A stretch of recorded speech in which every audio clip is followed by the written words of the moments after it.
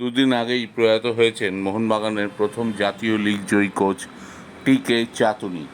কেরলের এর্নাকুলামে নিজের শেষ নিঃশ্বাস ত্যাগ করেছেন তিনি। তবে দেখার বিষয় ছিল শেষ যাত্রায় কেরলের মোহনবাগান সমর্থকরা চাটুনির মরদেহের ওপর মোহনবাগানের পতাকা দিয়ে দিলেন। সবার চোখে জল।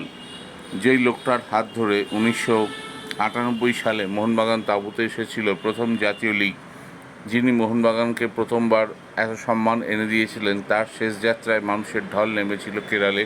তার মধ্যেই অনেকেই মোহনবাগান সাপোর্টার। মোহনবাগান তাঁবুতেও এসেছিলেন কয়েক বছর আগে। তার হাতে জার্সি তুলে দিয়েছিলেন সত্যজিৎ চ্যাটার্জি। চাটুনি আর মোহনবাগান যেন একে অপরের পরিপূরক। মানুষ ভোলেননি অমল দত্ত যাওয়ার পর কিভাবে এসে কেরল থেকে মোহনবাগানের দায়িত্ব নিয়েছিলেন চাটুনি। বাকিটা ইতিহাস। সত্যজিৎ চ্যাটার্জি, সৌমিত্র চক্রবর্তী, দেবজিৎ, দুলাল, বাসুদেব, চিমা, বিজয়ন, আঞ্চেরি কীভাবে সেই মোহনবাগান চ্যাম্পিয়ন হয়েছিল সকলেই জানেন।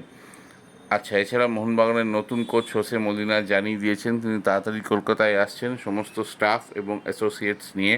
ফিজিও নিজের হবে, পছন্দের সব লোক নিয়েই তিনি কলকাতায় আসছেন। আর ছোট্ট টিমটা তো প্র্যাকটিস শুরু করেই দিয়েছে। দয়া করে সাবস্ক্রাইব করে দেবেন আমাকে।